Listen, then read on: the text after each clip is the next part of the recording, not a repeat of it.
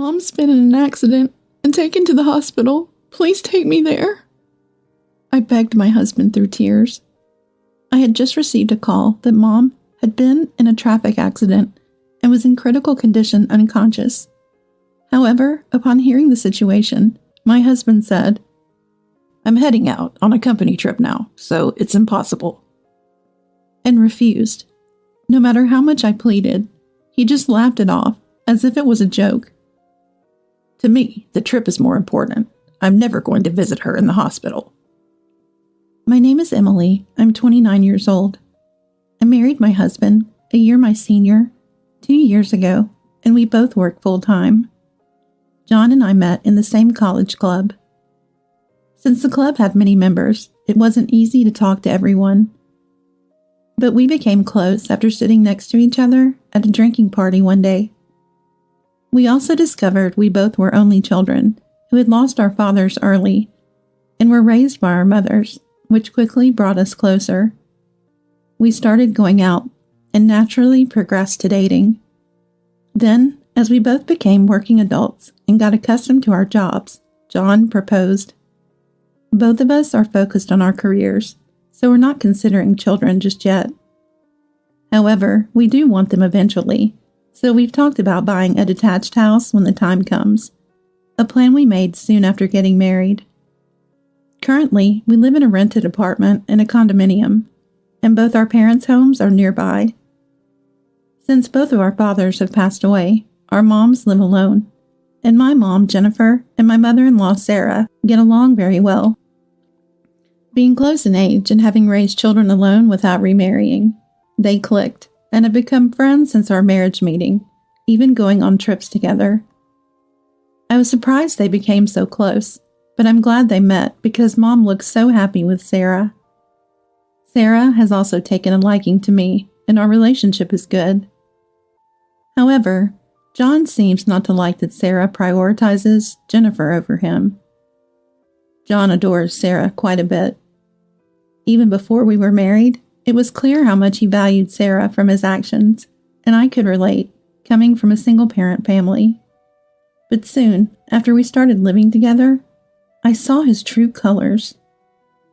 One holiday, I received an email from my mom saying she was having lunch with Sarah, complete with a photo of them smiling. I remember seeing the text of the email saying I was having lunch with Sarah and a picture of the two of them smiling and how I naturally smiled. "Hey, John, look, Mom is out to lunch with Sarah. They sent a photo," I said, showing the image to John, who was at home, but he just clicked his tongue in annoyance.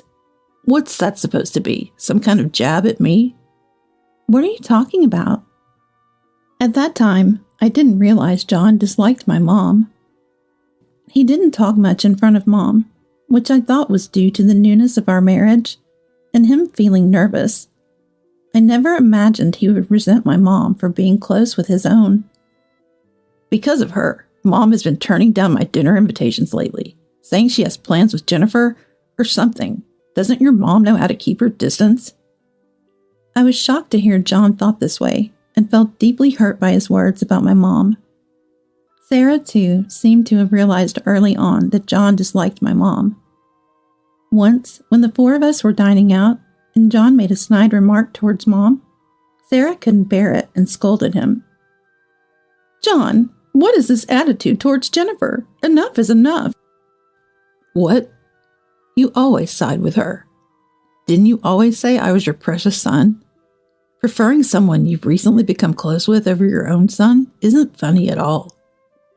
John argued back, but honestly, I found his attachment to Sarah to be unnervingly excessive.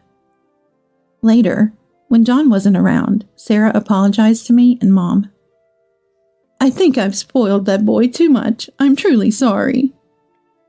"Sarah doesn't need to worry about it. I'm not worried either. John just loves Sarah a lot." My mom, who is usually calm and doesn't often get angry, showed an understanding demeanor towards John's behavior. But I could tell right away that deep down she was hurt. And John, without considering Mom's feelings, kept worsening his attitude day by day. Although Sarah defended Mom, preventing him from openly attacking her, He would complain to me every time he saw Mom and Sarah getting along well, and eventually, he started to regularly speak ill of Mom. Shortly after our second anniversary, I couldn't take it anymore and had a huge fight with John, which ended without resolving the underlying issue. Since then, our relationship became awkward and our conversations decreased compared to before. Lately, John's been coming home late and spending more time out on his own during weekends. I felt something was off and asked him directly, but he claimed, "I've been busy at work. There's been a lot of overtime and work on weekends lately." Even though he said that, I couldn't shake off my feeling of discomfort. Then one Sunday, when we both had the day off, I noticed John packing something in the morning. It seemed he didn't have to work that day. Just as I was about to ask why he was packing, my phone rang with an unknown number. Curiously, I answered to find out it was the police on the line. They mentioned Mom's name and confirmed I was her daughter before dropping the unbelievable news. "Your mom has been involved in a traffic accident." Mom has? Apparently, she was already taken to the hospital in critical condition unconscious. After getting the hospital's name, I managed to end the call with shaking hands. Tears welled up, and my mind was a mess. But I knew I had to get to the hospital. Since I don't drive, I desperately begged John. "John, it's terrible. Mom's been in an accident and taken to the hospital. Please, we need to go now." However, John looked at me with disdain upon hearing the situation and said, "Ugh, I'm about to go on a company trip. I'll miss the gathering time. Deal with it yourself." He flatly refused my plea. "A company trip? I didn't know it was today." I realized he was packing, but I was never informed about the trip schedule. To my shock, he mentioned the trip was starting today and would last for 2 weeks. "This isn't the time for a trip. Mom is—" "Enough. The trip is more important to me. Besides, your mom is essentially a stranger to me, not related by blood. Visiting her is a waste of time, and I'm definitely not going." John said cruelly, laughing at me. "You're in the way. I have a plane to catch. I'm busy," he said, pushing past me and humming as he packed his clothes into a carry-on. Angered by his attitude, I snapped, "You're the worst. Just do whatever you want," and left the house, rushing to the hospital by taxi. John left for his trip as planned. He wouldn't know about the terrible situation that occurred while he was away. I tried calling John several times over the 2 weeks, but never got through. In the evening, 2 weeks later, John returned home in high spirits. I looked at him coldly. "I need to give Mom her souvenirs. I wonder how she's doing," he said optimistically, but I didn't respond and quietly followed him as he said we were going to his parents' house. On the way, John happily talked about the many souvenirs he brought for Sarah, without a single word of concern for my injured mom. Upon arriving and about to open the door, John paused. "Huh, why is it locked?" It seemed odd to him since the door is usually unlocked when Sarah is home. "Is Mom not here?" John muttered. I pushed past John, pulled out the spare key to his parents' house from my bag, and unlocked the door. "Hey, why do you have the house key?" I didn't respond. John, who entered the house before me, tilted his head in confusion when he realized Sarah wasn't there. As John started to head towards the living room, I stopped him. "It's not that way. This way," I said, guiding John. Inside the room, a brand new portrait of Sarah was displayed. John, speechless, began to tremble as he stared at a white box placed near the portrait. Then turning to me with tears in his eyes, he rushed towards the urn. "Hey, what's this all about? What's going on?" I sighed deeply, restraining my anger towards John, and explained. "Sarah passed away while you were on your trip. The funeral is already over," I informed him, to which John glared at me. "Don't joke around. This can't be happening. Why did Mom have to die? Wasn't it your mom who was in an accident and unconscious? John's loud and disrespectful remarks filled me with disgust. But I calmly spoke about what happened after Mom's accident. My mom woke up safely after that. She's fractured and currently undergoing rehabilitation, but is gradually recovering. Thanks to the efforts of medical professionals, Mom was somehow saved, though she is still hospitalized. However, John seemed unconvinced. Then why did Mom? He asked. It seems she was headed to our house on the day my mom had the accident. She fell from a pedestrian bridge. To which I replied, You told Sarah you were going on a business trip, right?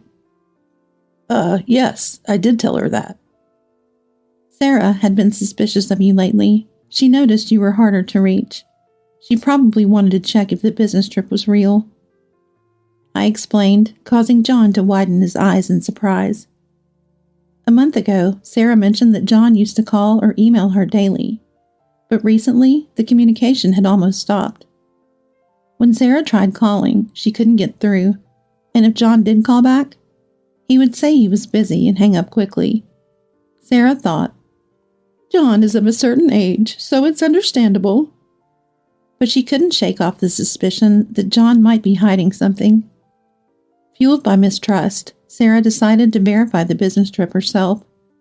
Coincidentally, when I received news of Mom's accident and was heading to our house, Sarah, who passed away, had bought a souvenir during her day trip with Mom last month, presumably intending to deliver it to us as a pretext for her visit. On that day, I was so distraught that I couldn't think of anything but rushing to the hospital, leaving no time to inform Sarah about Mom's accident. Sarah used a bus to get to the bus stop closest to our apartment and was walking from there. Apparently, she fell while climbing a pedestrian bridge. According to a witness, she missed a step just before reaching the top and tumbled down. An ambulance was called immediately, but she had suffered a severe head injury. Then Sarah passed away. After explaining everything to John, I glared at him intensely. I called you several times after finding out about Sarah. For the past 2 weeks, no matter how I tried to reach out, John never answered the phone or replied to emails, and so Sarah's funeral went ahead without him. My mom was still in critical condition, and with the real son absent, we somehow managed to conclude Sarah's funeral amidst my unresolved feelings. For the past 2 weeks, you've been ignoring my calls and hanging out. This incident has shown your true character. I'm divorcing you, I declared, and John collapsed on the spot, beginning to cry. How can you say something like that right after Mom died? Divorce isn't something we should be discussing now. And I didn't contact you because I was always with colleagues, with no time to call. John sobbed, making excuses, which only angered me further. Stop lying. I raised my voice, pulling out a sheet of paper from my bag and thrusting it in front of John. It was the schedule for the company trip I found in John's room. This says the company trip was from the 12th to the 19th for a week. But you were gone from the 5th to the 19th. Right before leaving, you said the trip was for 2 weeks, didn't you? So where were you, and what were you doing during the first week from the 5th to the 12th? I know, you were cheating, weren't you? And that week, you were with your affair partner. I conveyed with certainty, and John, who had stopped crying, began to panic. What are you talking about? I didn't cheat. I took some leave for the remaining week to travel with friends. See? Work's been so busy lately, I needed a break. Fed up with John's continued excuses, I pulled out a smartphone from my pocket. Seeing it, John's face turned pale. The smartphone was John's, found in the closet while he was away on his trip. Probably there's another smartphone in John's bag, specifically prepared to communicate with his affair partner. Earlier, John claimed he couldn't contact me during the business trip due to lack of time, but he had left his usual smartphone at home, making it impossible to notice any calls. All you do is lie. You left the smartphone at home to spend time with your affair partner. As I placed the smartphone in front of John, he began to shake and slammed his fist on the floor. "Yeah, that's right. I've been fed up with you for a while now. I have someone else I love." He screamed as if defiant, and then, "How did you know where to find the smartphone? Don't tell me you went through my room while I was gone." He bellowed, leaving me in disbelief. I glanced at Sarah's portrait. "I'm sorry for showing you this in front of Sarah," and apologized in my heart for displaying such a scene in front of her. "Sarah told me," I said, and John fell silent. After a big fight with John over my mom, he started coming home late and going out alone on his days off, claiming to work. With John being unreachable at odd times, I, filled with mistrust, consulted Sarah. Sarah, also suspicious of John, advised me. Since he was little, he had a habit of hiding things inconvenient for him. For example, tests with bad grades, or a glass cherished by his father that he broke by accident. He would hide those in the very back of the closet. If you find several towels there, it's likely he's hiding something inside. After Sarah's death, recalling her words, I searched John's closet and found the smartphone as expected. "Mom told you about me?" John, shocked that Sarah doubted him, was deeply disappointed. However, seeing him dejected didn't sway my heart.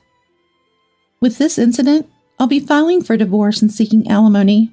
I'm prepared to consult a lawyer and take this to court if necessary. I stated firmly, expressing my resolve. John groaned, but reluctantly agreed, realizing he couldn't escape the truth. Afterward, we properly divided our assets, and the divorce was finalized smoothly. However, a month later, when my new life finally began to settle, I received a call from John. Reluctantly answering, "Emily, please, I need your help," John screamed. Upon inquiry, it turned out that his company had learned about Sarah's funeral, causing him great trouble. Since Sarah was listed as John's dependent, her death needed to be reported to his company, which hadn't been done until the funeral's details.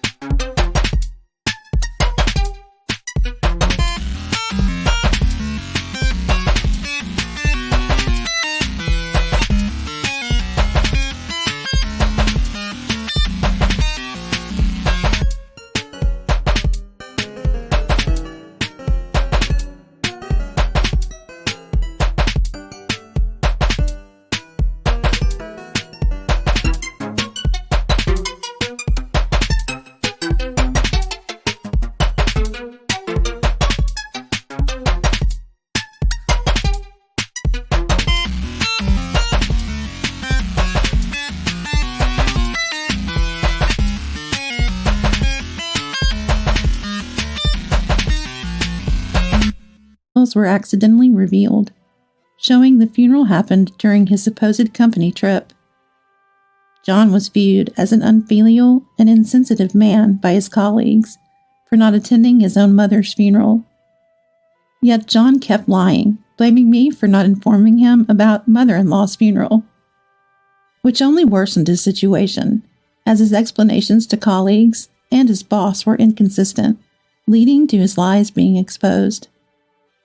Already viewed as an irresponsible man, John's repeated lies led people to doubt his character entirely, resulting in him isolating himself in the workplace and eventually resigning, as if fleeing. Now, without an income, John is back living at his in-laws, surviving on Sarah's inheritance. But it's come out in the neighborhood that I didn't attend the funeral, making me feel even more out of place. I even thought about selling the house, but that's proving to be difficult. John is recognized by the neighbors as a no-good son, making it awkward for him to even walk outside. Thus, he had been planning to sell the in-laws' house and move, but the old house doesn't seem to be selling at all. I'm really struggling right now, so Emily, let's start over. Remarry me and let's live together. Hearing this, I felt disgusted. It's clear he's only proposing remarriage because he's found himself in a bind. Don't be ridiculous. I've had enough of you. I'll never remarry you. Please, I'm begging you. Without this, I don't care about you anymore. You should just live with your affair partner. The thing is, I've already broken up with her. It seems the affair partner found out about Sarah's funeral and, following that, discovered she was the other woman. John had hidden his marital status, leading to an angry breakup, leaving him alone. It's your fault. I don't want to be with someone like you either. Goodbye. As I was about to hang up. Wait, if you won't agree to remarry, I'll come to your house. You're at your parents' place, right? John said, but I'm not, I replied. Then where are you? I'm not going to tell you, and I've recently changed jobs, so waiting outside my old company is pointless. I've asked various people to call the police without hesitation if they see you coming. I decided to sell the family home to put some distance between John and me.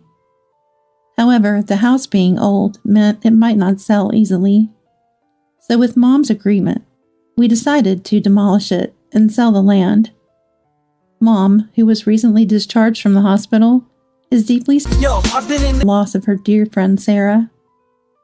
We moved to a quieter location to live together peacefully. Consequently, I quit my job and found new employment. Just tell me where you are, at least. I owe Jennifer a visit. John desperately tried to find my location, but his words only angered me. Owe her? After treating Mom like a nuisance? Don't start with your convenient words now. Mom said she never wants to see you again. Wait, just a minute. I mercilessly ended the call. Then I blocked his number and later changed mine. I later learned John was struggling to find steady work, surviving on day jobs and looking for full-time employment without the option to borrow money due to his joblessness. Mom and I have begun a new life in a new place, free from the stress of dealing with John. Mom hasn't visited Sarah's grave since she couldn't attend the funeral and has been busy with the move after her discharge. Still struggling to accept Sarah's death, Mom often cries looking at photos and videos of Sarah. I want to visit Sarah's grave soon, she said sadly, so I replied, yes, let's go to the cemetery soon. Planning to ensure we don't run into John. I aim to support Mom and make our new life in this new place fulfilling.